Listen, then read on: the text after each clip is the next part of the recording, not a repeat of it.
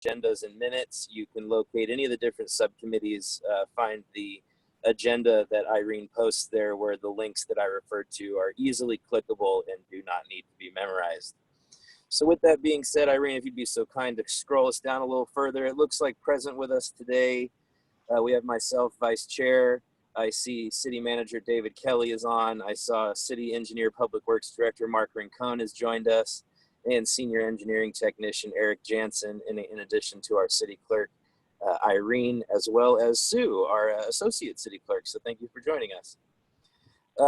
Communications, it looks like we received Sonoma Water General Manager Grant Davis temporary urgent change petition dated June 10, 2020.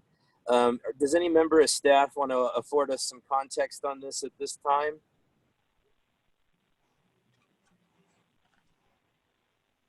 But Vice Mayor Turner, of course, defer to the city engineer as he's tracking this matter on the Upper Russian River Managers Group.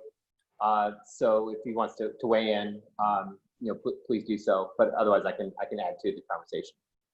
Yeah, it was presented to us exactly there at the Upper Russian River Watershed Managers meeting, and at that time they were contemplating a 50-25 CFS flow regime, 25 being the extreme if the Lake Mendocino achieved a certain level at a certain time. Since then, they've kind of modified it and went to a 50-40 CFS, which helps our situation out a lot more. And then my meetings with Sonoma Water, they stated that was measured at the Dry Creek confluence there in Healdsburg. And so the 50-40 CFS regime that they're targeting would actually be more like 60-50 in front of our water plant. So we don't foresee any problems. We're keeping a close eye on it, and yeah, like I said, we're working carefully with Grant Davis on this. Excellent. Thank you, Mark. Irene, please let the record show that Marta has been able to join us, and I will be happily handing over the chair position to her. Welcome, Marta. Hello, thank you very much. Just having a few complications here and there. Can you hear me okay? Yep, we can hear you good. So Marta, so far I've just kind of read the statement that goes at the beginning of the meeting, introduced the member of staff we have on the phone with us, and you heard the tail end of Mark affording some context on the communications that were in the agenda, and that's essentially where we are as of you joining. Thank you. Thank you very much, Jason. Okay, so now do we have, did you already call for any comments from the public on an item that may not be on the agenda? No, not just yet. That's exactly where we are now. Okay. Before proceeding to public comment, I just wanted to note that after the agenda was published, there were some additional communications that were distributed by City Clerk Werby. We received 2 communications, and those were forwarded to committee members. One was a airport noise complaint form that was received on Thursday, July 23rd from Mr. Stan Harrington, a resident within Palomino Lakes. And the additional communication that was received or provided to the subcommittee was a water quality order issued by the State Water Resource Control Board to the city. And again, this was additional writings for received under communication for the Public Works and Facilities Subcommittee for today's meeting. Staff can address either of those communications. It's your pleasure, Madam Chair. Okay, may we go ahead and address that after any public comments now? Does anybody? No hands are raised, Chair. Okay, go ahead. Okay, David, could we address the airport noise? Absolutely. So the complaint was filed. The complaint form was filed online, and it's a tool that we've set up on our website that enables concerned citizens or residents to voice their concerns about airport-related noise. In this particular case, the writing was about ultralight aircraft that had been witnessed conducting flights around the Cloverdale airport. The indication was that it was for about a 2-hour time frame starting at 11 a.m. on the 23rd. There's concern about that this was a public noise nuisance and reference to these aircraft being unsafe, and that according to the writer, they felt that it's not an appropriate area for these particular aircraft.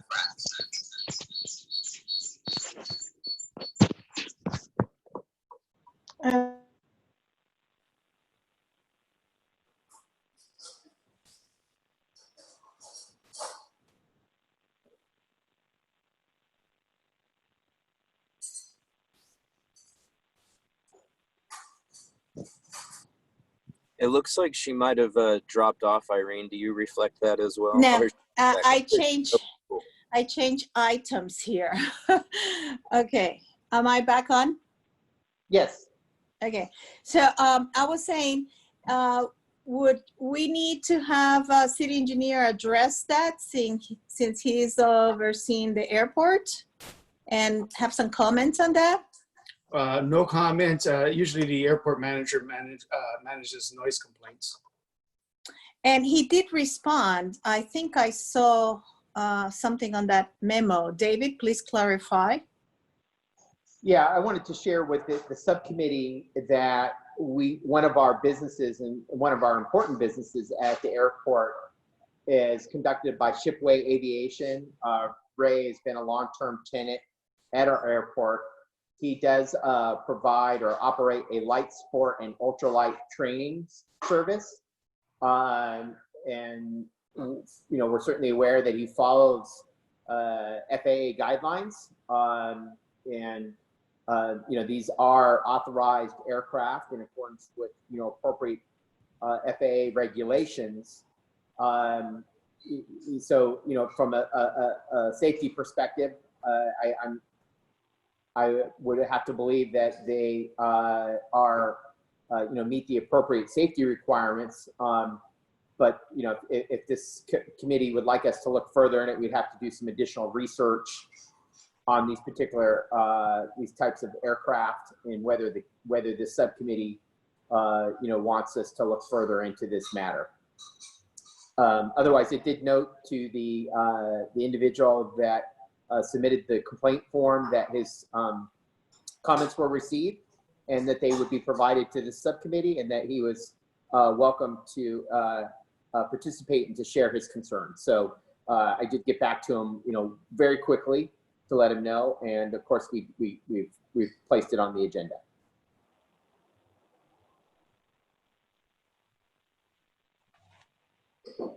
You're Marty, on mute. you're Is this the first time that we get a complaint from this individual?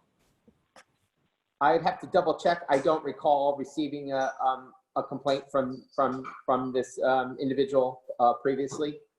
We've certainly received complaints from other individuals relative to other airport-related noises, but this is the first time we've heard that I'm aware of a concern relative to these ultralight aircraft.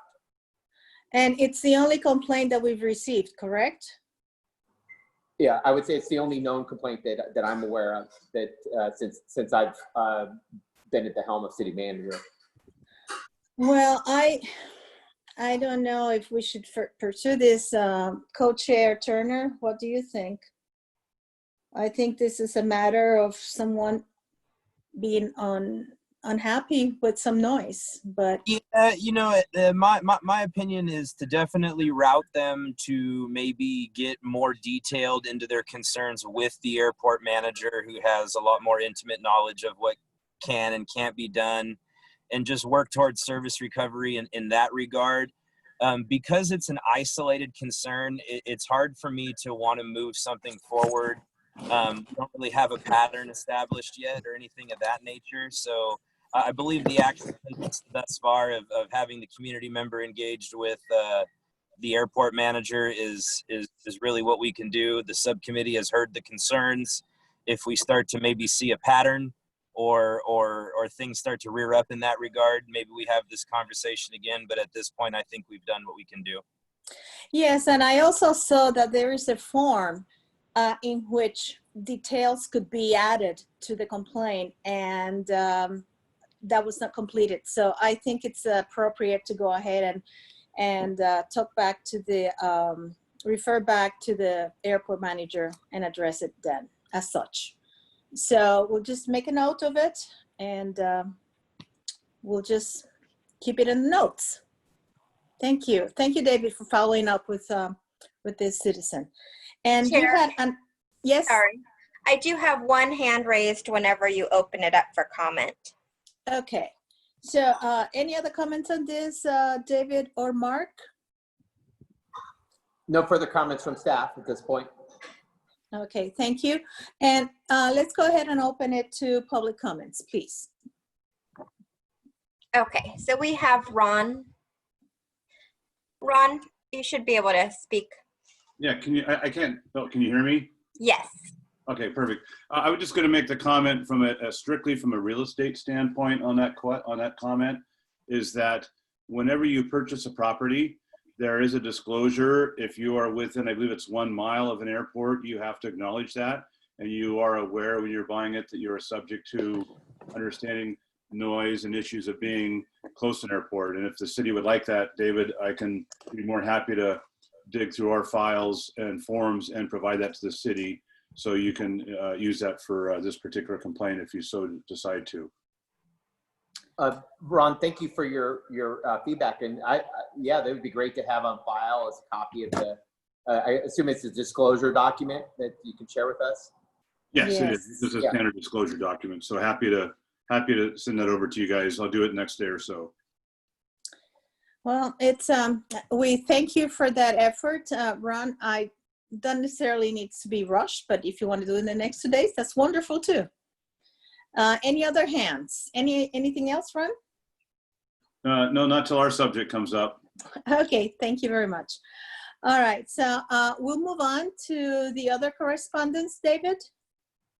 Yes, so the other correspondence, again, want to ensure that the city engineer has plenty of opportunity to reflect his input on this matter. This is an order that was provided to our senior wastewater operator requiring additional testing for what is referred to as per and polyfluoroalkyl substances at publicly owned treatment plants. Our wastewater treatment plant is actually listed as one of the plants that this order pertains to. It's triggered by any plants that have a capacity of 1 million gallons a day or greater. And what this order entails is testing for additional constituents. And I'm sure Mark can talk to what those constituents are related to. But it also puts an additional regulatory burden on the city in terms of reporting the test. It's not as simple as just taking the test. It's actually coming up and developing a monitoring plan that gets prepared, submitted, and reviewed by the regional board. And so there's a cost of doing that. Usually it requires technical assistance to develop that monitor, to assist with updating our existing monitoring plan, and also a protocol for taking the sampling, how often, and then ultimately the reporting of that sample to the regional board. So Mark, with that, you feel free to add any additional details. I just tried to cover kind of the high level points. Let me ask, just a second, Mark. Let me ask David something else. What is the timeline on this? Well, it looks like the requirement for actually beginning the sampling is the fourth quarter of 2020, so October, November, December. And there's additional requirements for submittal of the monitoring plan to the regional board. We just had our city attorney take a look at this, and they've done some preliminary analysis. So it looks like we're going to have to respond fairly expeditiously to this request to ensure that we maintain our compliance at our plant. But this is, it's a fairly detailed order. We just received it on Monday. Of course, we wanted to get it out to the subcommittee as quickly as possible because ultimately the additional work will likely require a budget adjustment that we need to do to council. So that was my next question. Is there going to be a budget adjustment? Okay, thank you very much, David. Mark, go ahead, please. Nothing to add other than it was a man-made chemical introduced in the 1940s by our petrochemical corporations. It was been put into everything you can imagine, anything man-made, from packaging to pizza boxes so it's so prolific that it is encountered everywhere in the environment in the United States and other parts of the world. And there's little information in terms as to its impact on human, but right now it's found in human tissue, mother's milk, etc. So it's prolific. The impacts to health are unknown at this point. And so this is the attempt by at least the state of California to collect as much data as they can to start baselining this information. Of course, the state of California, in its infinite wisdom, decided to go ahead and do this unfunded mandate on all the local agencies that treat over 1 million gallons of water. And that's pretty much every public agency in the state of California for water, wastewater. So it's quite a demand. They did put teeth to it. $10,000 fine if you don't respond within the timeline. So nothing, something that we need to do is something that needs to get done, and we just moving forward with that. Thank you, Mark. Okay, any further discussion on this matter among the subcommittee? Any questions? I'll open to public comments and questions. Any questions in this regard? No hands are raised, Chair. Okay.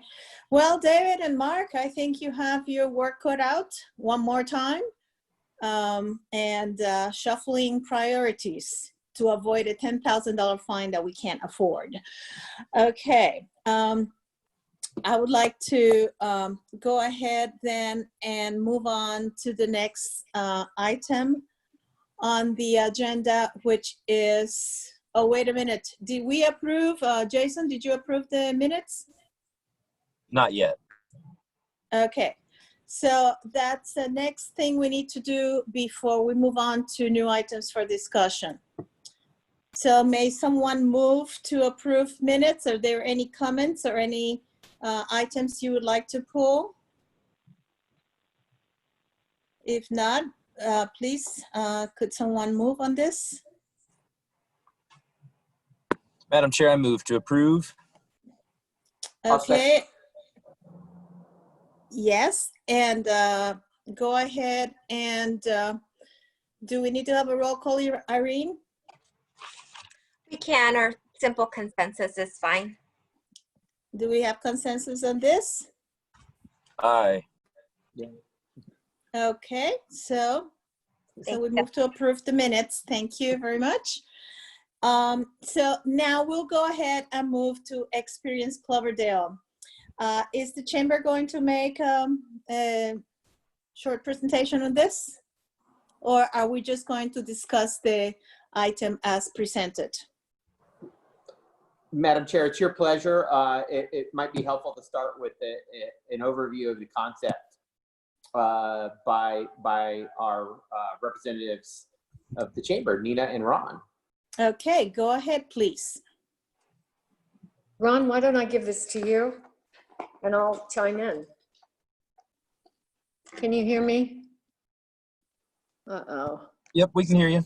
Oh, good. Okay, There. sorry. Can you hear me? Is Ron there? Okay, go ahead. Thank you, Madam Chair and everyone involved. we are always looking at opportunities to brand Cloverdale and to keep us in the spotlight. And one of the things that at a recent board meeting we've discussed was utilizing the X out of the Experience Cloverdale campaign, which has been a very successful campaign over the past couple of years, and potentially putting it on, marking it on the streets or a street or a corner, or even expanding upon that to say Experience Cloverdale, if it's possible. We don't understand necessarily the impacts it would have on traffic or directing traffic, but we would like to, again, that's the reason we're asking you is what's the possibility of putting an X at a couple of major intersections, or even painting Experience Cloverdale down a couple of the main streets in town. And it's all based on simply just continue to brand the city and go along with the wall that we currently have on Arcelon that has the X with the latitude and longitude. We are currently discussing with Exchange Bank to paint the back of their bank. It looks very favorable this time with the X on it, with the latitude and longitude, and a couple of other businesses in town to continue to build that reputation and build that brand. So that's kind of where it is. It's pretty straightforward. And it was basically just an idea. It was not that we don't have any schematics. We don't have a look, an idea of what it would look like. And in kind of thinking about it, I mean, if I was driving into Cloverdale and I saw that on the street, it would probably be a little bit, it might be distracting.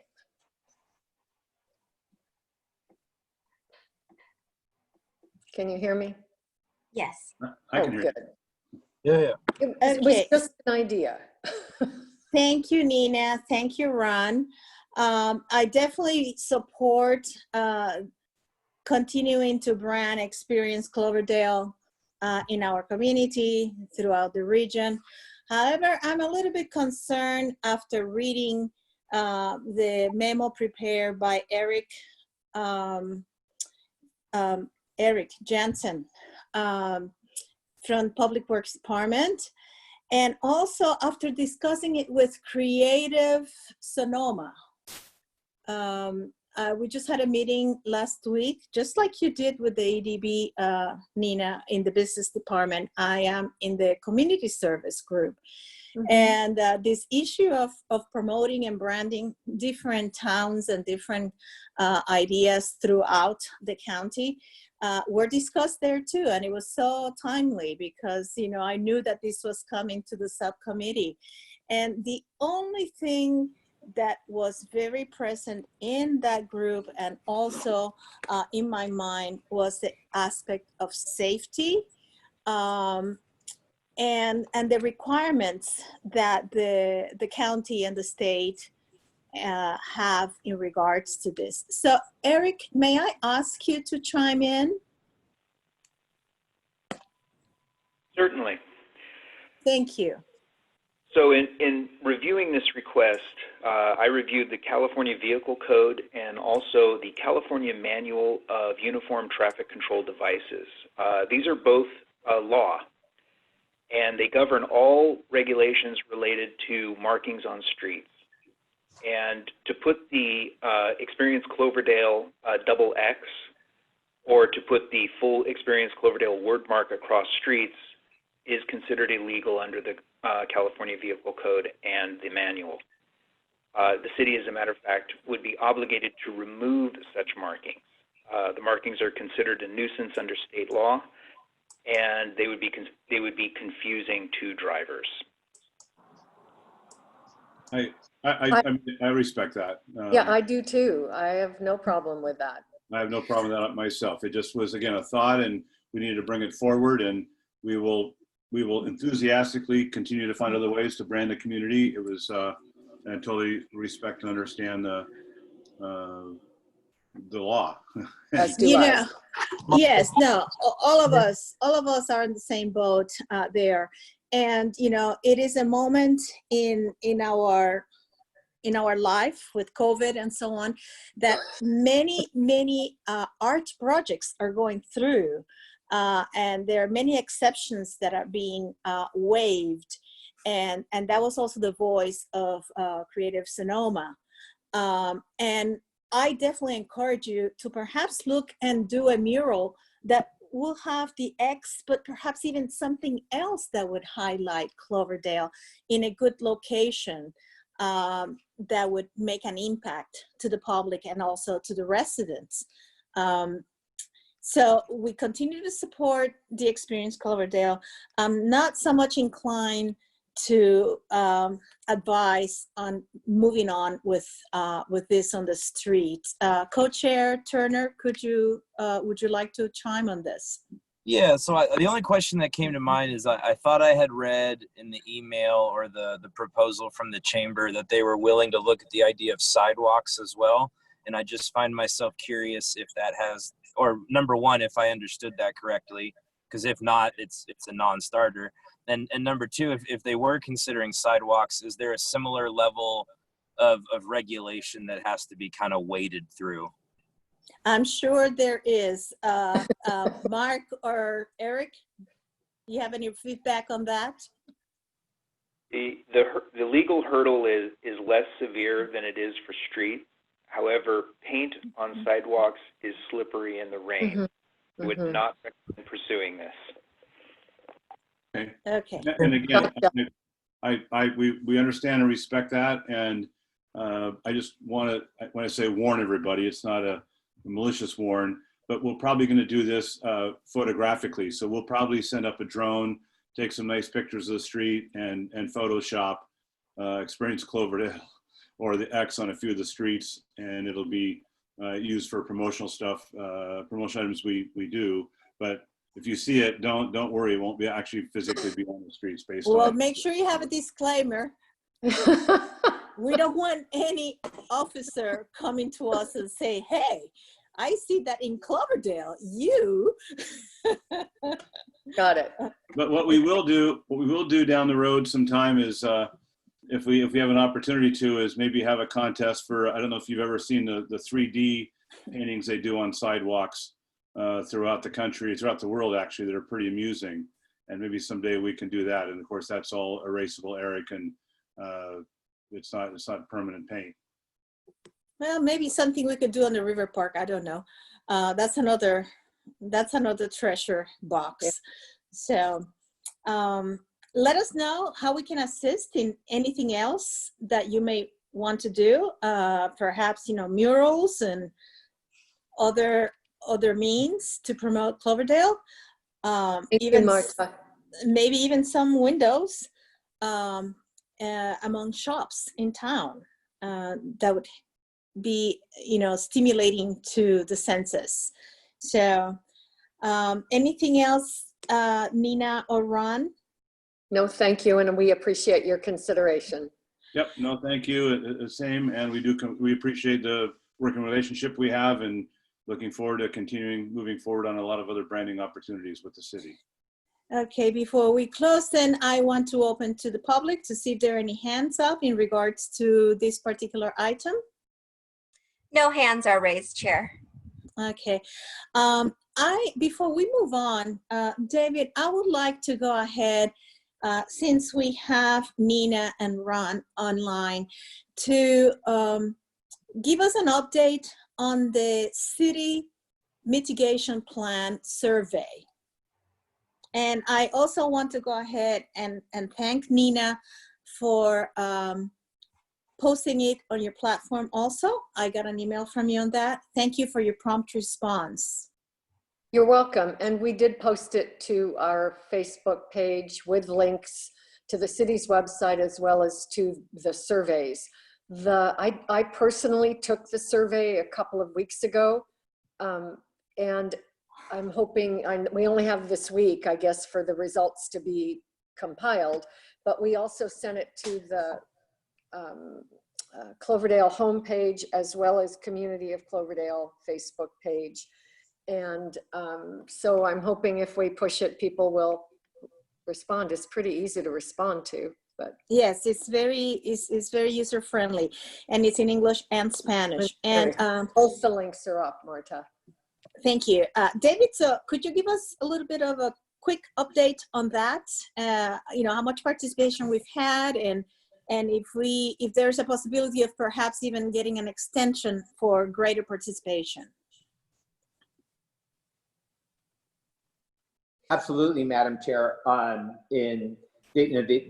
This survey, just for background, is part of our local hazard mitigation planning process that our city engineer is managing with our consultant Lago Marcino and Associates.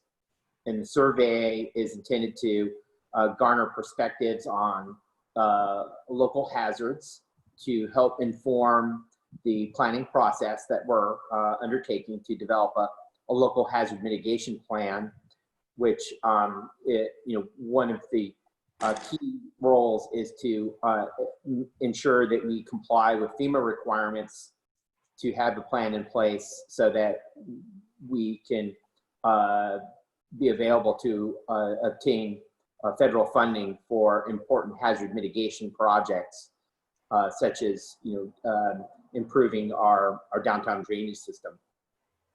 But in that context, the consultants, as part of their scope of work, has a survey. The survey links were provided on our website and initially were pushed out via Facebook. Thus far, since it was been posted, we've received 75 responses.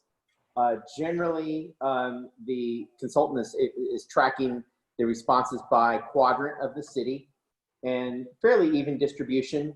We've received 17 in the northwest quadrant, 12 in the northeast, 31 in the southwest. So that kind of reflects your the cottages and maybe Clover Springs, and then 14 in the southeast, and then one other. So maybe they didn't report the location. The consultants are going to keep this survey up for an additional 2 weeks. So there will be additional opportunity for survey responses to be gathered. Again, the intent is to help. This is just one component of the public outreach process for the local hazard mitigation plan to help garner that public input that's vital to development of a planning document. And so I'll turn that over to city engineer over in Cone if he wants to offer kind of more perspective on the survey and the timeline. Yeah, the federal law for putting together a hazard mitigation plan has very specific. So there's supposed to be a certain level of community outreach, which under COVID though we're unable to have the public meetings or public hearings per se. We're doing them remotely, or I should say through Zoom. And then the other one is the questionnaire. So everything's very systematic and per formula. So once we have all the information, we'll compile it, we'll have an idea of where the concerns lie. But overall, the whole goal of this is to be eligible for federal financing to mitigate some of the hazards that we have here in town. Very well, thank you. Jason, do you have any comments or questions regarding this item? No, glad to hear that it's being extended. I was taking a peek at the survey now to make sure I do my part with it. Please promote it. Yeah, I just hit the share button on the one you saved my link to. So very glad to hear that it's extended. We'll do my part to promote it, and hope to see us get a little bit more raw data for the consultants to fool with. Hey, Ron. Yes. Okay, thank you very much. We're paying for this and we definitely need to get our money's worth. So that's my big concern. And I definitely would like for our leaders to get involved in making sure me too. we have a voice, because then people say, oh, you did this and you did that, and I never knew about it, et cetera, et cetera. And actually it was informed to us that Zoe did write an article about this. And she's going to go ahead and remind everyone else. Okay, Nina, you need to mute yourself. Thank you very much. I'm sorry. So, excuse me. I'm trying. No worries.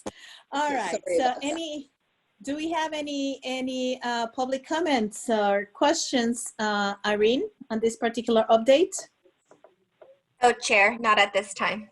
Okay, thank you very much. We'll move on to item B. update on County of Sonoma Department of Public Health Vision Zero project. This is exciting. David, that's yours, right?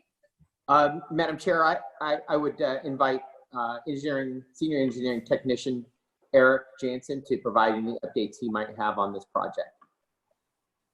Okay, Eric. Actually, we have no updates since the last subcommittee meeting. Any comments or communication regarding that particular project? No? All right. I haven't received any additional communication since our last meeting either. I know it's a relatively slow planning process, I think, given that everything's in kind of shelter in place. Yes. Okay, we'll open to public to see if there are any questions, even though there's not an update, but maybe some clarification. Any public comments, Irene? And at this time, Chair. Thank you. All right, so let's go to something that's happening. The update on adding no bicycle signs on Porterfield Creek walking path. And that should have been also / mask wearing. Because it was, it's a request by the same community. So, who I'm going to give this mark? David? Eric? Madam Chair, I'm happy to start and kind of give the background on this request. This came to the subcommittee because there was a request to adding signage to the walking path within the Clover Springs development project. Those pathways are required to be maintained by the homeowners association, though they were dedicated to the city under the development agreement. But pursuant to the development agreement, the HOA was responsible for their maintenance, and it's understanding that they've historically performed all the maintenance, though there has been opportunities for partnership, for example, and placement of some of the doggy receptacle bags at certain entryways, because it does provide a community benefit. But with the development of the Porterfield Creek open space, there's concern that as bicyclists exit and leave, I think the open space, that they may continue to use that pathway, which it runs, connects to the opening of the open space. And the request was for the city to install no bicycle signage on the pathway. The request was based on the perspective that there was historically requirement that there was no bicycle park or no bicycle signage at one point in the past. I have been unable to confirm that this indeed was the case in terms of the requirements of the development. And so I guess the larger question is whether the city takes on the responsibility to start, installing signage in park facilities that are otherwise maintained, by a private entity. And it raises a larger question of whether, in terms of the enforceability of the signage, and do we need to truly make it enforceable, cite the code section within the municipal code that prohibits bicycling on trails such as those in the Clover Springs development. We haven't done that research yet. That's something we need to look at more closely. There is opportunity, obviously, if you do put in signage to be used kind of a tool to encourage folks to otherwise not ride their bicycles on a trail that, serves primarily as a walking path.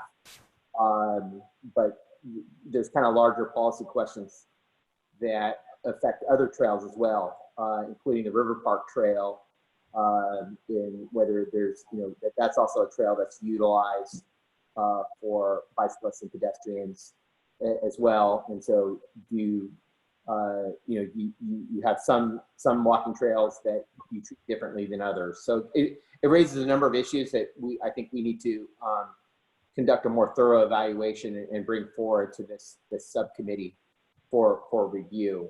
And it gets to the desire too for other signage, and whether the city takes again on that responsibility for signing the trails within the Clover Springs development, because they've again historically conducted and done all the maintenance. Okay, Mark or Eric, did you want to comment on this? Nothing further to add. It's a matter of whether the development agreement allowed or disallowed the bicycles, and we don't have that answer yet. Okay, so the people who have written to us regarding this issue, are they aware that there's some more research to be completed before we can provide an answer? I'm not certain that they're aware of the city staff's position, but I'm happy that to convey that to them, that we need to do additional research on roles and responsibilities of trail maintenance and signage within Clover Springs. And then it may be a larger policy question for council as to which trails and parks you'd like to see no bicycle markings utilized. Yeah, but this cannot come to council until we have all the work at hand.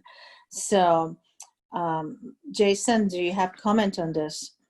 No, not anything other than, the research is very much so necessary to avoid us kind of stacking things on top of each other that don't necessarily coincide from a policy standpoint. But it makes me wonder if the motivation is to have bicycles not be allowed at all, or is there an opportunity for signage that just reminds bicycle users of safe practices without having to go into the aspect of banning them or not? But really what it all boils down to is something that we don't know yet. Yes, and it's also, it might be in the hands of their HOA to do that, not necessarily our obligation.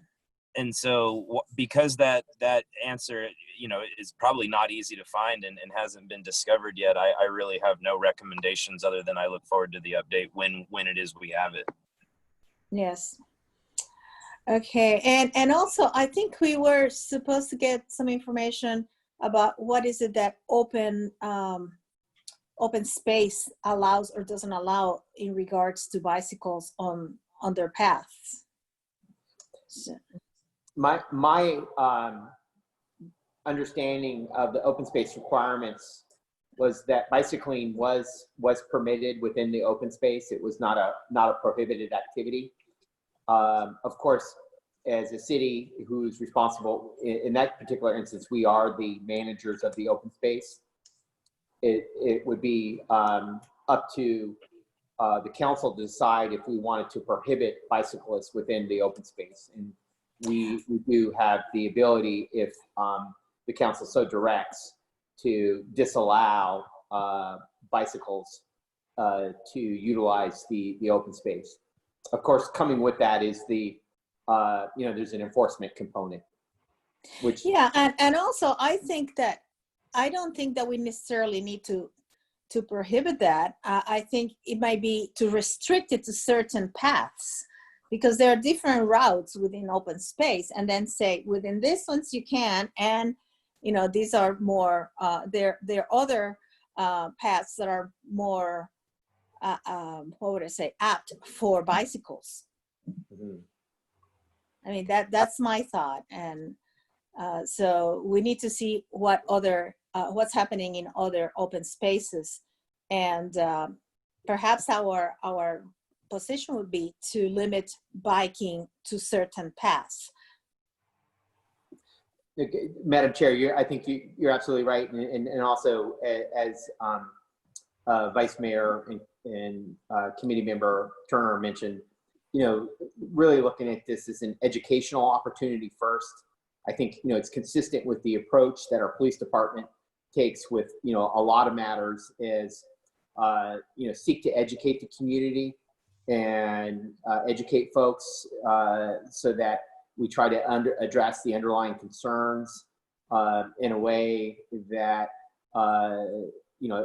addresses, safety, pedestrian walkability, and, mobility, but without, a strong enforcement component that could put folks at odds. I mean, for example, I saw a mother and a young child utilizing, a bicycle with training wheels on the trail, and there was really no one else around. I think that's clearly an instance where, you wouldn't want to, ticket a mother who's working with her, maybe her granddaughter to teach them bicycling. That obviously it would be an opportunity for education. Recognizing that sometimes there are conflicts between user groups, and there is that opportunity for educating folks about shared use and shared responsibility. Okay, thank you, David. I think it's appropriate to communicate with the citizens who wrote about this on a kind of an update, and I would also recommend to continue with the research before we bring it to council. Irene, do we have any hands up? No hands are raised, Chair. Okay. Do we need to discuss this anymore, or any more comments before we move on? Okay, thank you very much. Very well. So we have some standing and continued items here. How is it going? Is Nina still on? No, she is not. Okay. Any comments from, or any correspondence from any of the retail businesses regard to this? Okay. May I open this to the public? Any comments, concerns? Any hands? No hands are raised for the update on the outdoor retail business. Thank you. How is that Portaloo going at the plaza, Mr. Rincon? Not. we haven't prepared. We have not prepared the bid package to go out. Okay, and we do have a temporary one. That's correct. And how is that working out? Any problems with that? I've not received any reports of problems with it. Okay, thank you. Jason, any comments on this or anything else? No, just any idea of a timeline? I mean, just best guess, or even no, I don't have an idea of a timeline's fine. I'm just curious. This fiscal year. Okay. That's open. All right. Well, I understand that even parts of some of these things might be a problem since we purchase so many things from abroad. Is our provider a nation provider, Mark? They're out of the state of Washington, near the Seattle area, or excuse me, out of Oregon, near the Portland. It's named after Portland for a reason. Okay. It was designed and manufactured for the city of Portland, Oregon, and that's where the manufacturer is based. Oh, that's even better news. So, Jason, I think it's going to happen. All right. Any update on the prefabricated building at the courtyard, Mark? I have a consultant preparing the package. It's going to be a design build, and I have to catch up with them. They've not been in the office. I've got a phone call into them. we've been playing phone tag basically, but trying to find out where they stand with the package so we can go out to a design build firm that is already registered with the purchasing authority that we were members of. I can't remember the name offhand, but no need to bid. It's already a pre-bid item. Okay. I have a question. Given COVID, how does this, is this prefabricated building going to also be for some personnel use? It is strictly for storage, vehicle storage and record storage. Okay, so we don't need to worry about COVID and people. Okay, great. Thanks. Any update on the sustainable groundwater? Oh, sorry. Can I open this to public? Any questions? No hands are raised, Chair. Okay. Item D, any update on Sustainable Groundwater Management Act Potter Valley relicensing project? None? I have no updates on that. I know we'll be meeting soon with the Upper Russian River watershed managers, and they may have an update then, but right now there's been no updates. I know that they've been soliciting, as you know, they've been soliciting support letters from, and I think City of Cloverdale did submit a support. David, if you recall on that one. The city engineer Riccone, correct. The city did submit letters on the FERC online portal in support of the feasibility study that is being prepared by the Sonoma Water and as well as the Mendocino County Inland Water Power Commission. Supports the objectives of the two basin solution as proposed by Congressman Huffman. We have not received a response yet to our comments on the that were submitted through the portal. I anticipate this is going to be a long-term process, and this will be something we'll just continue to maintain and track, particularly through the Upper Russian River Managers Association. Okay. Meetings. Thank you. Any questions, any comments? Jason? No, I continue to look forward to the updates on this, and we had that presentation at City Council with kind of what their big plan was, and it's a very grand plan. So I understand that things will happen at the rate they can, and just look forward to the updates on this. But it seems as though our water security remains uncertain until certain approvals can happen. So again, anytime you can put some of those fears at bay for the time being, we look forward to those updates. Okay, and I'm going to go ahead and make a comment. I would like to know what is our status in terms of summer water use. Are there going to be any restrictions or any particular recommendations to the public, given that we are on the third driest season in this area? Right now, we're keeping a close eye. Water production is still okay. We're not drawing any air. That's when we have concerns, is when we start to draw air out of our wells. Right now, we're holding firm. The school district and the city parks have cut back on their use. Those are the two primary users of irrigation water. So with that cutback and careful management, we may get through the season without necessarily declaring a drought. That is my hope, but if necessary, we will move into a stage 1 drought if necessary. Thank you. Any comments among the subcommittee? Okay, any hands regarding this particular comment? Irene? No hands are raised, Chair. Okay, and we have one more item, annual SB1 project status update. Do we have any? David or Mark? I would defer to senior engineer, the technician, Eric Jansen. We do not have an update at this time. Our proposed project for this year was the 4th Street reconstruction.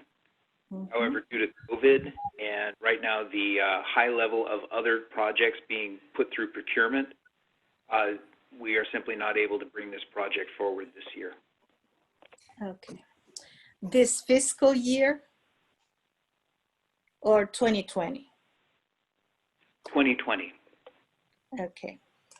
Thank you very much.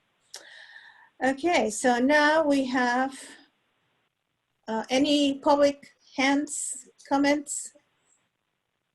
No comments, Chair. Okay. Any future agenda items?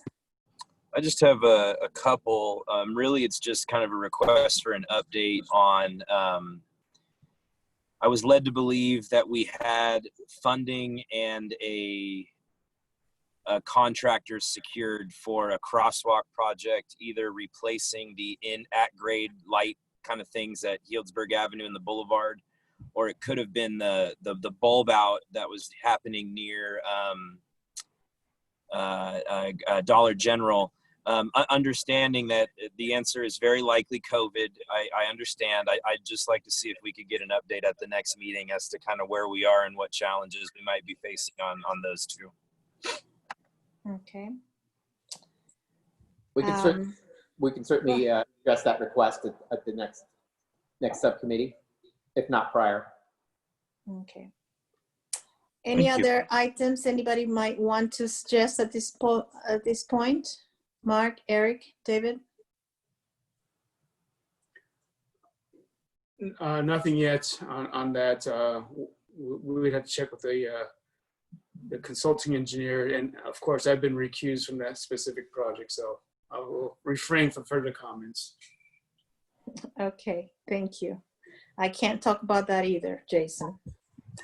All right, so if this is it, it's a beautiful afternoon, it's cooling down, it's time to go and have some snacks outside. Bye. And You. so good of the order, I adjourn the meeting. Thank you for your attendance everyone. today. Bye-bye. Take care, you guys. Bye. Okay, Bye-bye. Chair. That was a good one.